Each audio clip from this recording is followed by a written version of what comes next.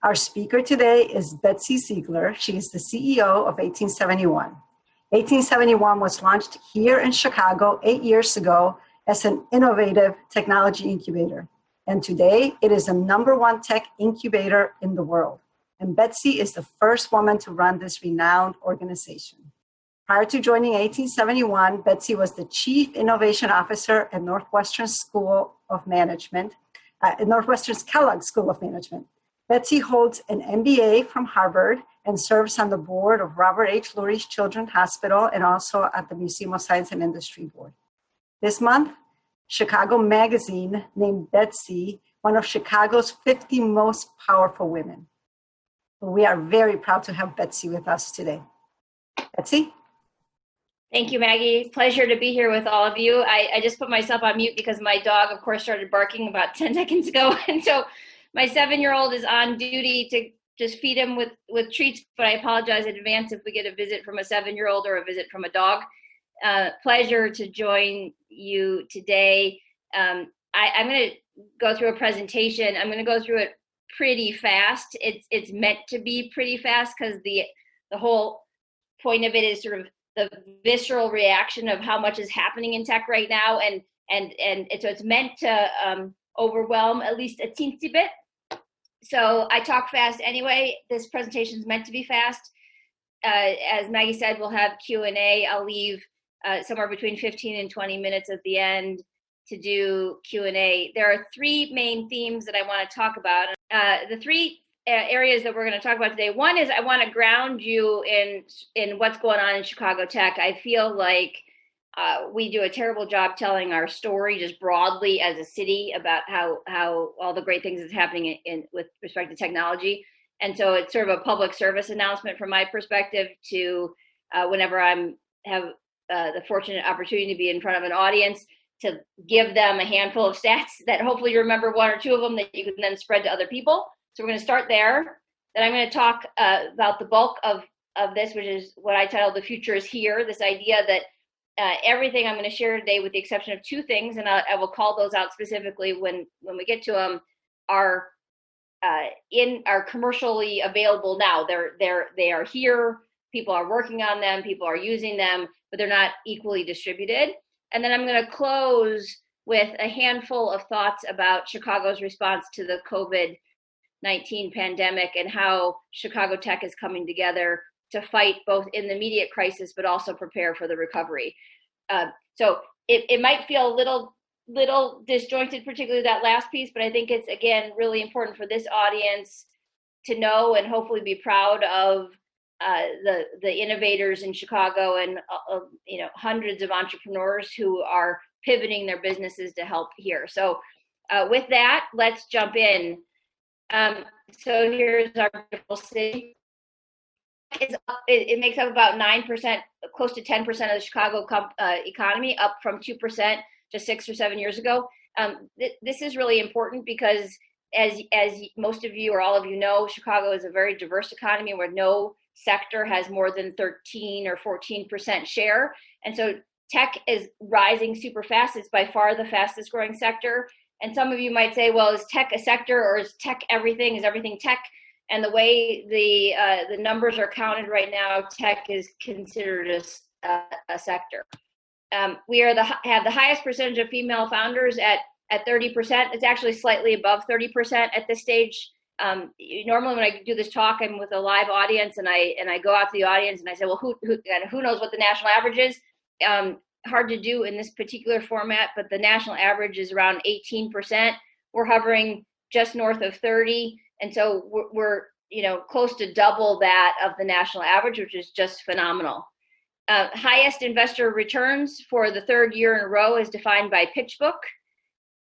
Highest median, and that might be a question in the Q&A that we can talk about. There's a clear answer. Good for investors, not necessarily great for entrepreneurs, but I can come back to that in the Q&A if people have questions. Highest median multiple on invested capital.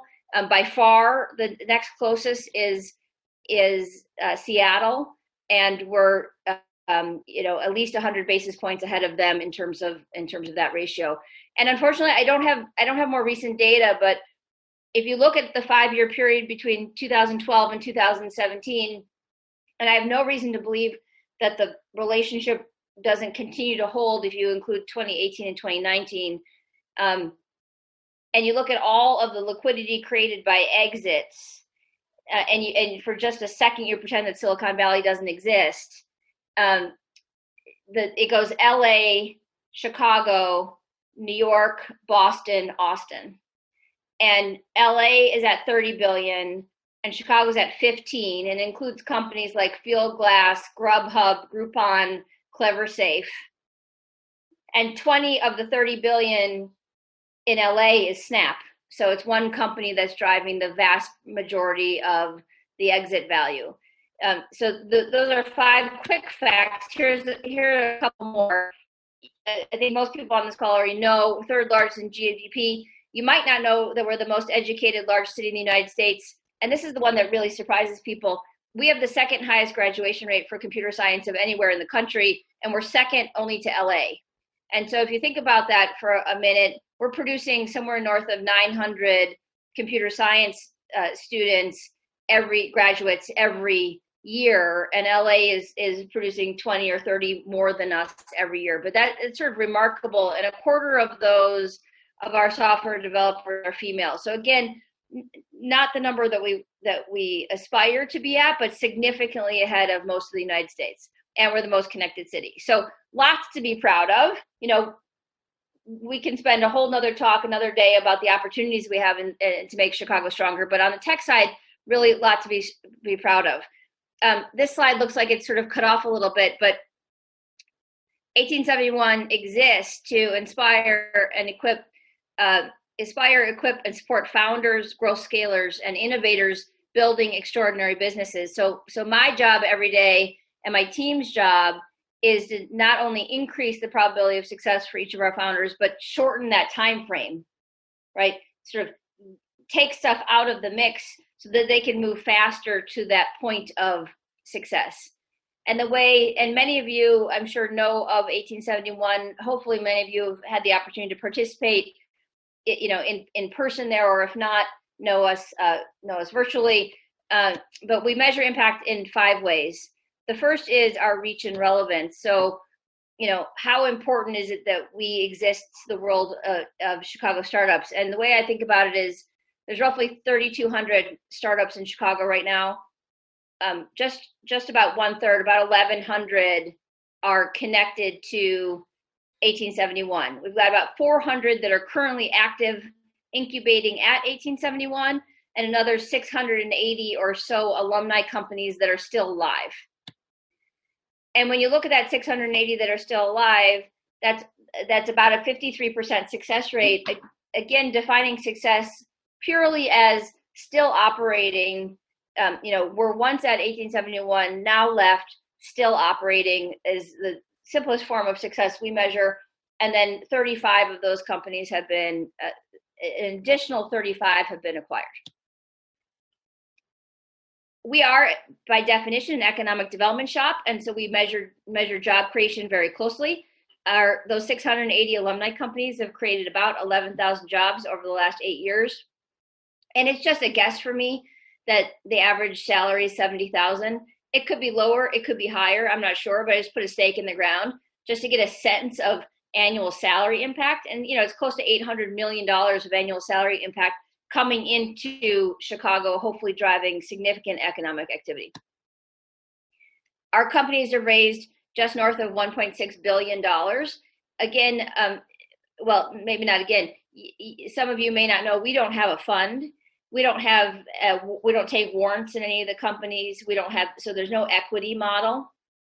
But the reason I care about this is because for me, it's a signal that the external world is validating these companies and believing that they can be bigger and stronger and employ more people, and then of course hopefully drive even more economic activity.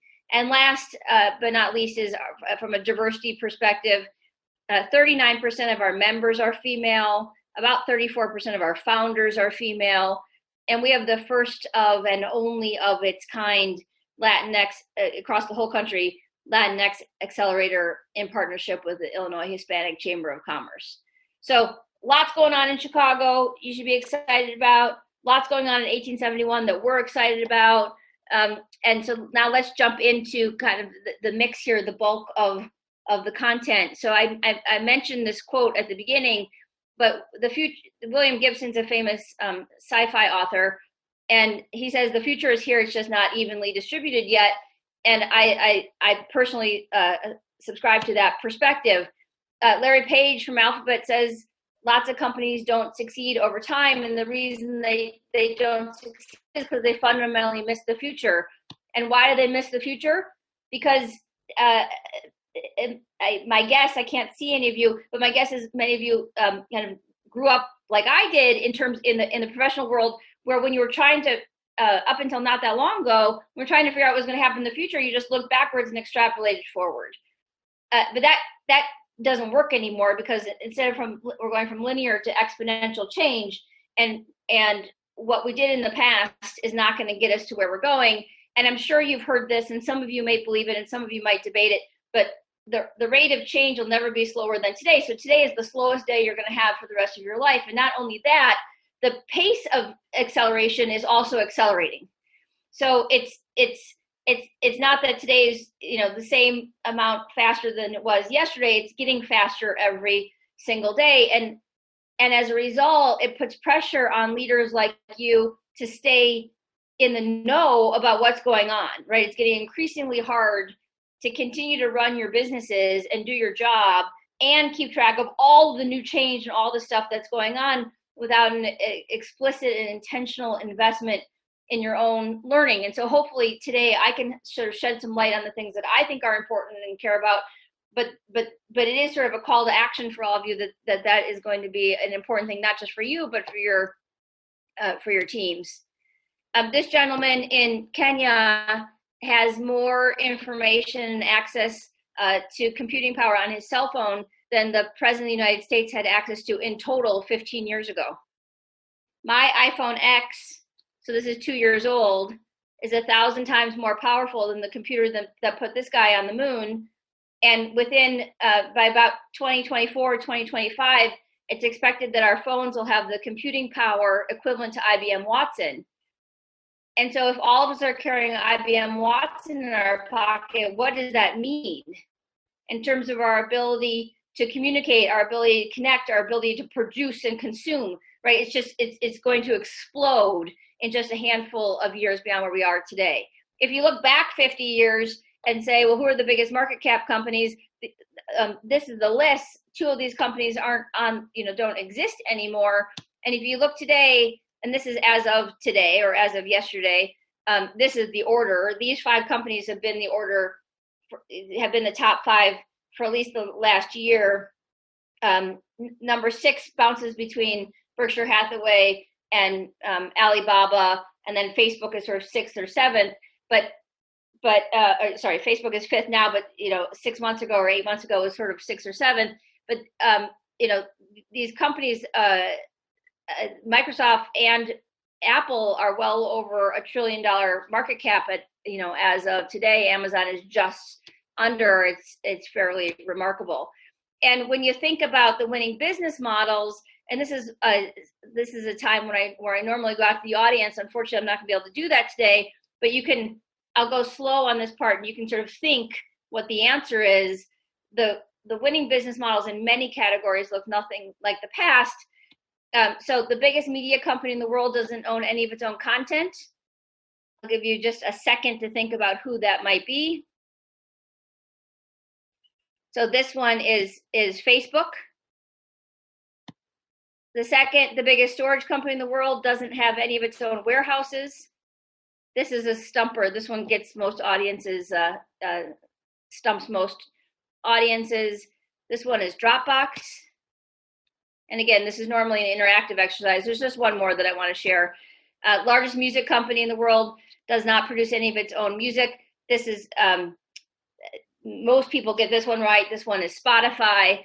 And the reason I go through that exercise is to say, these are 3 examples. Uber and Airbnb, who are particularly impacted by the COVID-19 pandemic. So I've excluded them, but up until sort of early March. These are companies that don't leverage any of the same processes, any of the same assets, any of the same sort of approaches as the incumbents, and they are now the biggest companies in their category. And then there's a whole bunch of these companies being born every day to completely disrupt an entire category. So one of my rules of thumb is that if the rate of innovation inside your house is slower than the rate of innovation outside of your house, you are by definition on a downward slope. And so, and maybe in the Q&A we can get to it, but the years I spent in the university, you could imagine that I might have been feeling like the rate of innovation inside the academy wasn't as fast as the innovation outside of the academy, and kind of what do you do? How do you convene people? How do you influence and convince people it's time to take sort of a different tack? There are over 400 unicorns worldwide. This is as of last week. Unicorns defined as companies valued at $1 billion or more. Crowdsourcing is on the rise. In 5 years, it's going to have about $300 billion invested. Kickstarter is probably a platform that you know well, has $4.5 billion pledged across 470-ish thousand projects. And the reason this is important, the reason I pause here for just a second, is because as long as you have access to the internet, no matter where you are in the globe, and this point will become even more important in just a minute, you can be an entrepreneur, you can set up a business, you can create a livelihood for you and your family. And that's really important. And until platforms like Kickstarter, like Indiegogo, like these came around, that wasn't possible in the past. I'm going to go through 3 trends. I'm going to go through them really fast. When I do that, I like to suggest to audience that they start to think about these trends in ways like, does that one matter to my industry or some of my parts? Will it allow us to do something different than we could do before? What happens if we don't take action on it? Will it disrupt our core beliefs about who we are and what we're trying to do? And how will it impact the behavior and the needs or the job to be done from my customer's perspective? So the first one is the Internet of Everything. So I'm going to give you a couple of examples of things happening that are laddering up to one of the most important things I'm going to talk about today, which is sort of ubiquitous connectivity to the internet. So this is a cable that came online about 2 years ago that under the Atlantic Ocean, that allows, you can read the data on the chart, but allows huge amount of capacity running at the same time, even faster than we currently have today. 5G, we hasn't fully rolled out yet, but 5G is coming. Project Loon, some of you have heard about undoubtedly. It's an Alphabet company. These are stratospheric balloons that currently are over Kenya and over Puerto Rico, providing internet connectivity to about 100,000 people. And then you've got sort of the arms race with satellites. You've got OneWeb, and you've got SPACEX 12,000 satellite constellation in lower orbit. And the reason these things matter, it's not just about the cable or just about the satellites or just about the balloons. It's about this, which is today we're sitting at about just north of 7.5 billion people on the planet, 4 billion of which are connected to the internet. And it's expected that by 2025, we'll have about 8 billion people on the planet, and all 8 billion people will be connected to the internet. So effectively, that's a doubling of customer base, which is, in 5 years that we can double the amount of people connected to the internet. So what does that mean in terms of their need for access for education, healthcare, infrastructure, their own wealth creation, services? It's extraordinary. And I had the opportunity earlier today to talk to a bunch of university students, and I said, if you're teetering on the idea of becoming an entrepreneur or not, this is a good time to do that. for a whole bunch of reasons, and we can talk about that more in the Q&A. But when you're talking about a doubling of the customer base, like that, you know, sort of, again, extraordinary. And I use this next chart. It's more for fun. Sometimes I have to debate with people about, you know, the validity of it. So just, I encourage you to take it in the lens of it's for fun. So because the denominators are different in all of these examples, but 23 years it took McDonald's to serve 1 billion burgers. Uber 5.5 years to deliver 1 billion rides. And I don't know how many of you guys are familiar with Psy from South Korea, who has the song Gangnam Style, but it took him 180 days to get 1 billion downloads. And I've checked for Pokemon Go and Fortnite and some of these other, you know, extraordinarily popular apps or games, and nobody has come close to him. And so he continues to hold the record. But the bigger point is that at some point in the future, is not going to be, you know, having 1 billion customers is not going to be such a surprise in the future, which is sort of a remarkable thing to think about, right? 1 billion people. 5 billion people have a mobile phone, but only 4 billion people have a toothbrush. And this data is from the same source. So it's a very, I don't know how they did it, but so 5 billion people have a phone, not a smartphone, a phone. Half of those are smartphones. 4 billion people have a toothbrush. We're just at the beginning of the sensor revolution. Within a couple of years, it is expected that 1 trillion sensors will be connected to everything, basically, that everything that's made and we use. In Sweden, there's a company called Biohacks that puts microchips under your skin. You can see them here, you know, in between the pointer finger and the thumb.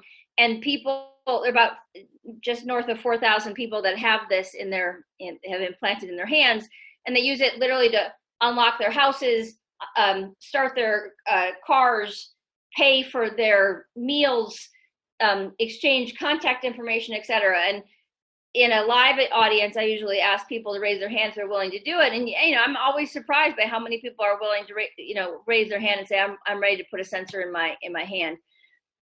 200 billion apps downloaded in 2019. Time spent on mobile devices, not new news. You guys know this. This is probably you as much as it is anybody else. This, I don't think, is me. The average, but if you ask this question to your teenage children or your college-age children, they will probably say that this way undercounts where they are. But the average person touches their phone, and that doesn't mean like pick it up and put it in your purse. It means like do something on it more than 2,500 times per day. Microsoft did this study about our attention spans, and we are 1 second shy of a goldfish. I don't know how they did the study, but Microsoft did it. You can Google that. This is a real sign in a real zoo.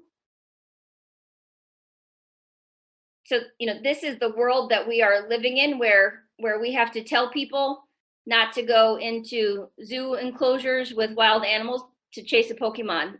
This is the world that we're in. Everything is on demand. This is particularly true in the current COVID environment. Amazon, they're not doing this right now, but they are delivering to people's cars, which is live in about 37 cities. Contextual commerce, proximity and contextual commerce. I'm sure you've seen. You're at an event and it's pushing you potential content to buy. Live streaming is a very big deal in China. It's, by the way, becoming a bigger deal in the farming industry in China. So the organic farmers in China, there's a lot of news about that over the last 2 weeks, that they're putting up their goods on live stream channels. And the thing about this, unlike a QVC or a home shopping network in the United States context, is this host is chatting with the potential customers all the way through. If you're in a store and you feel like you're being watched, you are. These heat maps sort of indicate different behaviors that are going on with those customers. Augmented reality is everywhere. This is an IKEA example. The mirror is a new it's about 2 years old now, but it's becoming more popular. You hang it up in your house, it looks like a mirror. You turn it on and you can get live, you can participate in classes, exercise classes, and get live coaching. I have one of these. This is a EKG monitor. Here's my version. It's very small, and you can test your heart rate, and if you need to, you can send that data directly to your doctor. There's forks that you give you feedback on what you're eating, sensors that track certain things. I'm hopeful that over time the sensor becomes less, either it goes on a tooth further in the back or has some different color associated with it, because it's a little obvious. And this is a haptic wallet where you load up what your budget is for the month, and as the month goes on, the wallet physically gets harder to open.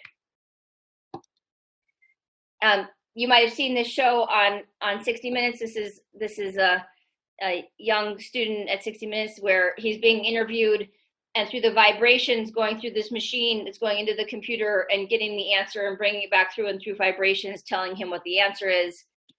These young men created electronic gloves that translate sign language into speech, and you've seen these big belly things around certainly around Chicago, which have sensors in them, which send signals to the streets and sanitation group that this is not ready to be picked up, or this is ready to be picked up, and it's dramatically reducing costs. So this is just a scratching of the surface of sort of the Internet of everything. The thing that I want you to take away is that obviously you feel it today, but it's truly everywhere. Everything is connected, and most importantly, in the next couple of years, given all these techniques to get ubiquitous connectivity, the population on the internet is going to double.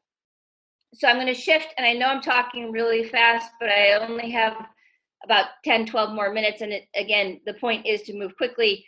The future of mobility is the area that I'm personally extremely excited about.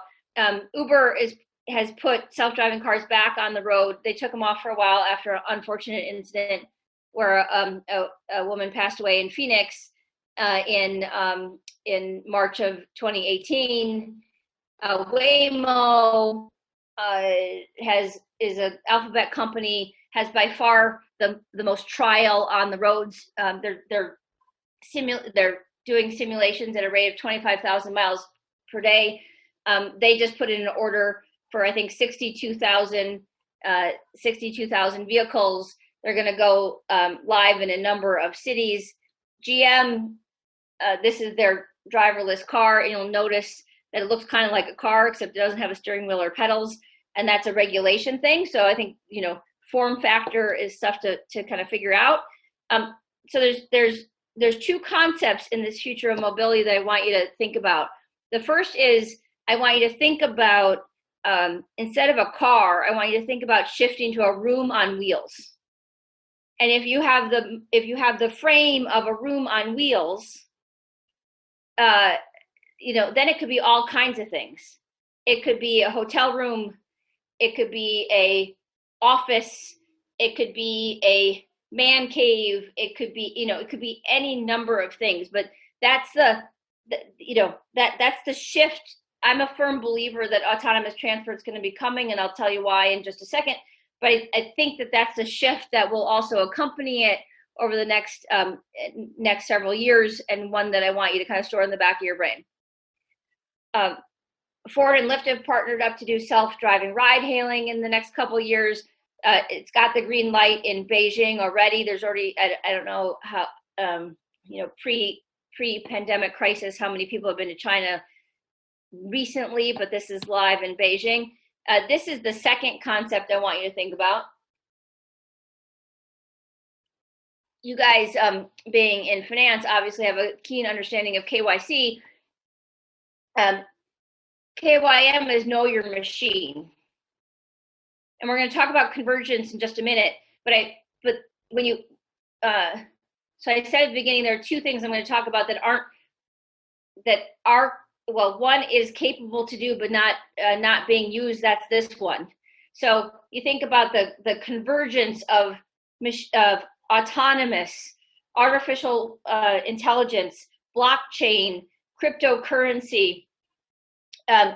You put those things together, and let's say you're in the loop and you're driving to O'Hare, and this is either a pre-COVID time or it's an expected post-COVID time where traffic is extraordinary, and you're going to miss your flight, you can create rules for your car such that your car can pay other people to get out of the way using some sort, Bitcoin or some sort of cryptocurrency. Now, I can't see your faces. I don't know what you're doing. You might be like, she's insane, she's crazy, whatever. The technology is there, and you start to see versions of this, because in some cars you can press a button, literally a button, and order a Domino's pizza or order a Starbucks from your car dashboard.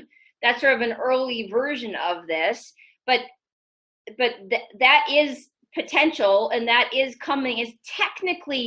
We're technically capable of doing it today. We're not doing it, but it's technically capable. Tesla has self-driving semi-trucks. SkyTrain, this is sort of an interesting company that is testing in South Carolina. These are they don't independently fly. They're on a track, but you can summon one of them as long as you're on the track, and you can get into these personal transport kind of pods that sort of float around on these overall tracks. Flying taxis are coming. Airbus has tested, Boeing has tested the flying car, and the reason, at least for me, I grew up, the Jetsons launched before I was born, but not that far before I was born. I'm very familiar with the Jetsons, or that notion. But what's happening is, with cities being so crowded, and at least pre-COVID, the expectation that 85% of the global population was going to live in a city by 2050. And I still would place a bet on that, even though a lot of people are sort of considering buying a farm in Wisconsin at this particular moment, or somewhere further afield. That there isn't space for more cars. We don't have space for more cars. And so we're either going to have to go up like we did with housing, or we're going to have to go down. And I'll show you an example of down in a second. But the argument for going up would be this kind of thing. And the intention in the short term is that these are piloted, but in the longer term that they would also be autonomous. And in Miami, this is a rendering of a new condo building, but the rendering is suggesting that they're going to build a landing pad for flying cars for these condos, and these condos are sort of at the $5 million a piece price point. So I think we have time for, we'll squeeze it in, a time for a kind of a 1 minute video. This is the Boring Company, which you may recall the year before Mayor Emanuel, in Mayor Emanuel's last year, he signed a deal with Elon Musk to build this in Chicago, to go from the Loop to O'Hare in a tunnel underneath the ground in sort of a consistent 12-minute ride. And for those of you that haven't seen it, I'm just going to show it to you briefly, and I'm hopeful the video works. If it doesn't, Google the Boring Company, and you can watch it.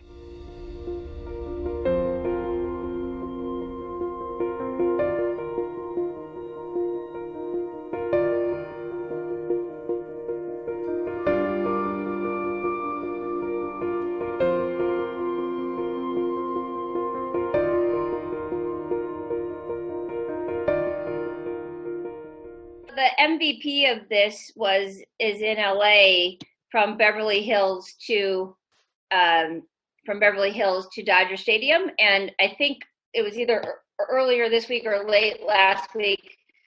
In Vegas, they finished the tunnel from the airport in Vegas to the Strip, which, but isn't a very far distance, as for those of you that have been there. But the tunnel itself has all been dug out now. It's not fabricated to have these things, but that's leveraging Hyperloop technology, where it's sort of these sleds that are moving at a kind of a constant speed. I'm not going to show you this video, but I would encourage you, if you're interested, to check it out. This is SpaceX. This is also Elon Musk, point-to-point travel, and it's this idea that you can get anywhere on the planet in less than an hour. So you can get from Chicago to Tokyo in less than an hour, Sydney to Tokyo in 45 minutes. And I'm not going to be the first person on this rocket ship if this is what, I will do Hyperloop, but I will do the underground tunnel thing. I'll be happy to test that. I'm not going to be the first person on this rocket, but if you Google SpaceX BFR point to point, you'll be able to see the video on YouTube. And the third one I want to talk about, so we talked about Internet of Everything, we talked about mobility, and the third one is artificial intelligence. The CEO of Google says it could have more profound implications for humanity than electricity or fire. That's a pretty, it's a big statement. There are programs that are building AI that learns from scratch. Face++ is a company in China that, and we can talk in the Q&A if people are interested in sort of the different public policy with respect to artificial intelligence and how it feeds into everyday life in China. The rules are different than in the United States. Australia is replacing their passport program with facial recognition. They're the first country to do so. Again, pre-COVID, if you're flying on Lufthansa, many of the Lufthansa hubs had facial recognition when you walk through. In some places in O'Hare, they had facial recognition screens. You are allowed to bypass them without it being a security issue. There isn't a whole lot of rules around that yet of what they're going to use the data for. Baidu, Chinese company, is using face recognition to sort thousands and thousands of things in different categories. This is just, you got to train the machine somehow. So there's which is the Chihuahua and which is the blueberry muffin. This is, which is the dog and which is the bagel. If you're fans of Silicon Valley, you saw the episode of, is this a hot dog or not a hot dog? This is one of the coolest companies that I think is out there. It's called Soul Machines. This is Ava. She's an empathic digital assistant.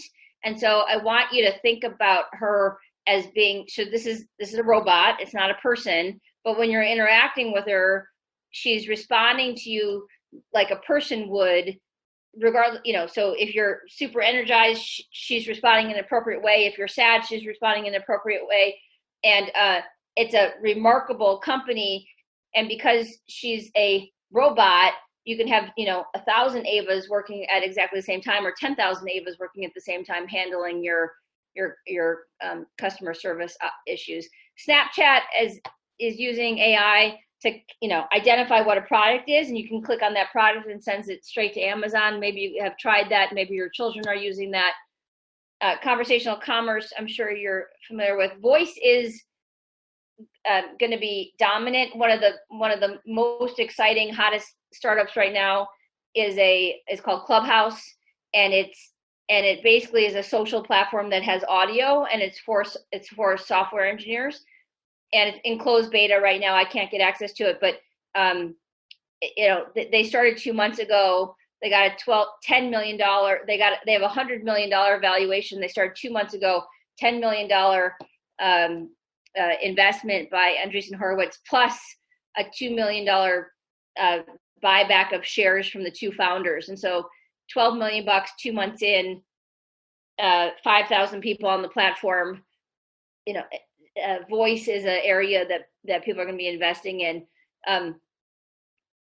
Not surprising, AI takes seconds, what takes lawyers a long time to do. I think really importantly, algorithms being used to determine flight risks for when setting bail. The bail system in the United States in different parts in particular, could be considered as broken. In contract reading, AI is doing it, 26 seconds versus 92 minutes with better accuracy. Facebook is leveraging it to identify suicidal tendencies. China has created this. They have a real news anchor that looks just like this. They've made a robot version of him that can be replicated across the entire country and work 24 hours a day. So they have an AI news anchor. And I think there's an arms race between the United States and China. We're the two countries that are basically leading in artificial intelligence. The United States, from the perspective of PhDs and research, we remain significantly ahead from having 1.4 billion people with a techno forward policy, public policy. China is leaping and leaping way ahead of us in terms of applicability. They've got 5 national AI platforms. This is the fifth one, and it's the most valuable, raised about $3 billion. Amazon Go, if you've not been to one, it's a great example. And then there's a huge debate about artificial intelligence. Can it be creative or not, or is it just kind of taking off rote tasks? And this is a painting. This is a painting that was put up at Sotheby's that was expected to get 10 grand at auction. Is completely made by the computer, and it raised $430,000. Now we can debate later if it's worth $430,000, but it's sort of interesting if AI is moving into the land of creativity. So the first big thing I told you about was the ubiquitous connectivity. The second one is this notion about convergence, because as important as it is to understand the themes by the theme, it's also important to understand how they connect together. And so when you have a situation where you have Wi-Fi and a digital camera and super cheap memory, and you can edit on laptops, and you have machine learning, and you've got users that are generating content, you put those things together and you get YouTube. And you do the same thing with gig economy and GPS, and at this point 4G, and you get Uber. And so I think it's connectivity and it's convergence, and those are the two like major concepts I want to hold in your head. And I'm going to just quickly get to a little bit on COVID, and we can come back to some of this in questions if you want, because I'm worried that I'm going to run out of time for Q&A for you, and I apologize about that.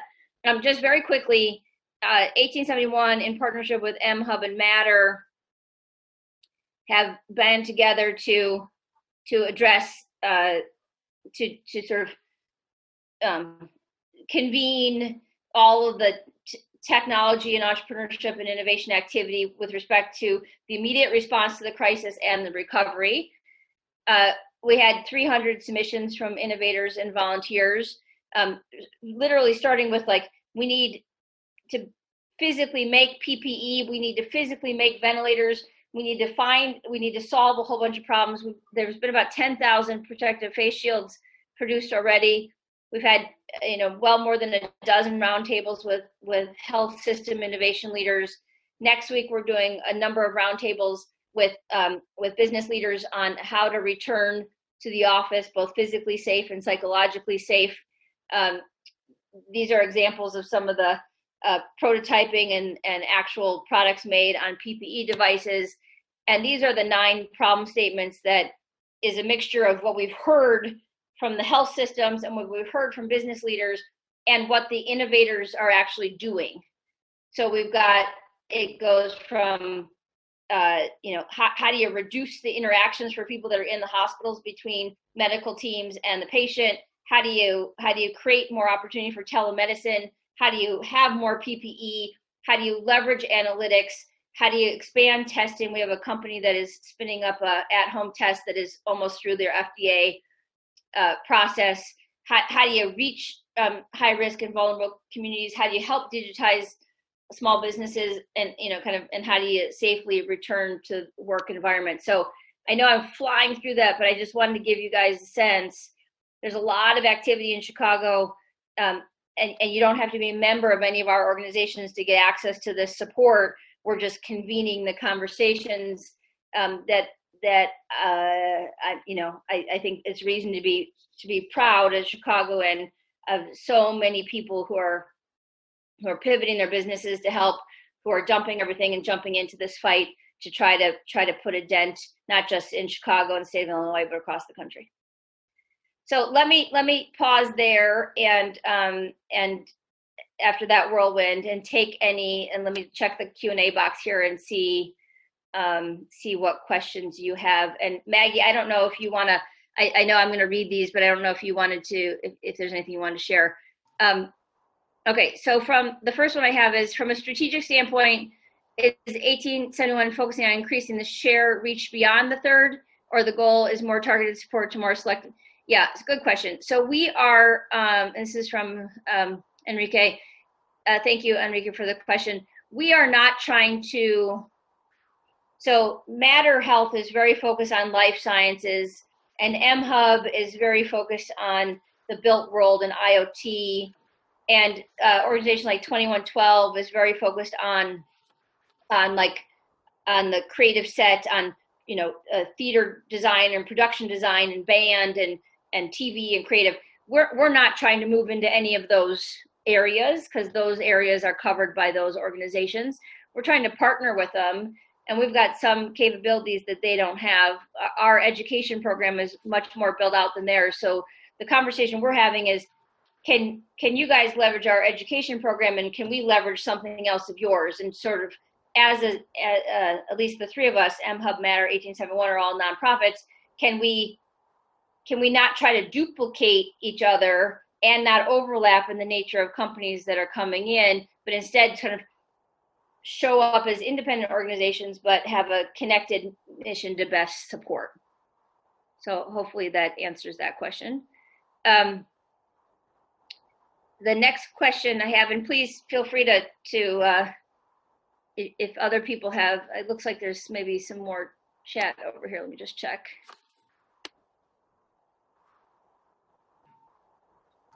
Okay, so that was just a thing about the video. Okay. What is your opinion about innovation tech for good? We have billions of dollars going to shiny technology. Yeah. Even before they're profitable. However, we haven't solved basic problems like homelessness or hunger disease. Yes, I totally agree. And are there case studies on incubation of innovation tech for good at 1871? So yes, and I'm going to just go back here. Thank you for that question. And I'm going to go to this page. So about 20% of the companies, just under 20% of the companies at 1871 have a social impact, are either nonprofit or they're double bottom line with a social impact orientation. I agree with the sentiment that that there are really big problems that haven't been solved that tech could solve. And so I'm gonna give you 2 or 3 thoughts here. The first is that, I think that where we are in the world with the level of tech innovation that we've got and computing power we've got and the nature of the people that are engaged with it, that there really should not be any problem that can't be solved. In fact, I read this super interesting article that sort of monetized, like, how much would it cost to solve homelessness, or how much would it cost to solve, some of these other examples that were in the question, really huge problems, but the total bill was far less than any, at least that I was expecting. And so to your point, like, if we can marshal resources and just double down on those things and take them off the board and go down to the next one, I think we are capable of doing that. I don't think the venture folks are going to be that excited about investing in them, but I think there are a whole bunch of smart people that would be willing to get around the table to solve that if there was a funding model for it. Not a funding model for them personally to get rich, but a funding model to actually invest to solve that problem, which Betsy's view is that, the government has some role in that, to be determined. But this is the point that I think you're also making, which is the notion between push and pull, and that, can we focus on the things that actually have a legitimate chance of making people's lives better? Now, I know I spent the last 30 minutes showing you, like, shiny things that aren't necessarily, some of them have a potential to make life significantly better, but some of them are just shiny things. So, like, I get the sort of potential inherent conflict in the way I'm answering your question and what I just said. But we need a set of leaders that are really going to focus on the things that matter. And I think those leaders are people that have really diverse backgrounds and or are willing to engage with people with backgrounds very different than themselves and sit on the same side of the table with them to say, this is what we're going after, this is our massive transformational purpose, this is what we're focused on, and we're going to bring all these divergent viewpoints to the table to solve that problem. So and again, I wish we could talk about this sort of face to face. and you can give me a nod if I'm answering anything close to your question, or we could kind of dig deeper into it. But that's what I would say for right now. I don't see any more other questions in here. Is there any? Are there? Let's see. Make sure there's nothing in chat. Go ahead, Maggie. Yeah, I was going to say, I didn't see another question just yet, but I did want to maybe ask if you can tackle a little bit as you're thinking, you know, when you were talking about convergence and the idea of artificial intelligence converging with the connectivity, and as we're looking to reopen our different states and businesses, and the whole idea of how will those technologies be used for perhaps contact tracing in the age of COVID-19, and, you know, even address the whole question I think that all of us are a little bit fearful of, what about my privacy? Yeah. Yeah, so there's a couple things in there. So let me, and then I see one more question in here too that I'll address. So there's a couple, there's one, there's sort of contact tracing to make sure that I feel safe. And then there's the, how is that going to infringe on my, you know, my data, my personal right to kind of lead my life the way I want to lead my life. In the US context, right? In other countries, this gets solved for you, right? Because they just say, you don't have a choice, right? And I am not on that, I'm not on that camp. So there's a handful of things going on. Obviously, you guys have seen or heard about the Apple and Google collaboration on this that still hasn't figured out how to solve for the privacy thing, and is an opt-in, that's an opt-in process. And then I think they're trying to integrate with the healthcare networks and people that have tested positive or who have recovered from the disease to say that I have, you know, that I'm giving you access to share with the people that were within some distance of me over some period of time. There are a couple of companies in Chicago that are working on this. One is called Megalytics, who doesn't know that, you know, that I was personally at the Whole Foods, that Betsy was at the Whole Foods, but knows that my cell phone pinged at that Whole Foods. And if somebody, you know, found out that they were COVID positive and knew that they had been at the Whole Foods 2 days prior, they have access to the data that has all of the pings of cell phones in that range that they could ping and say, look, we don't, you know, somebody was tested positive in your kind of, you know, and you crossed some path with them over the last 2 days. You might not have been super close to them, but you were in the same physical proximity over the last 2 days. So that's one version. Again, doesn't completely solve for the privacy point, right? Still a huge issue to get over. There's another one called Proxfinity, which happens to be an 1871 company as well, that had that was an event technology company that has pivoted their technology, which is a wearable, to indicate when you're, so solving a slightly different problem, but indicate when you're getting too close to one another, and also captures the data. So, you know, if I'm within 6 feet, like it pings, or it you know, kind of sends off some alert. But it also, if somebody in that cohort identifies as being sick, they also have that data. So it's not a full answer yet, Maggie, because we don't know exactly, but there's a lot of companies trying to figure out how to do this. But most of it's going to depend on people being, you know, the opt-in, at least in the current US context, is going to be an opt-in kind of model. It looks like there's one more question, if I can just squeeze that one in, and then Maggie, I'll turn it over to you for close. Given my non-sub exposure and incubating the technology of the futures, what would be the advice for the finance professionals of today to continue to add value in the future state? So yeah, it's a great question.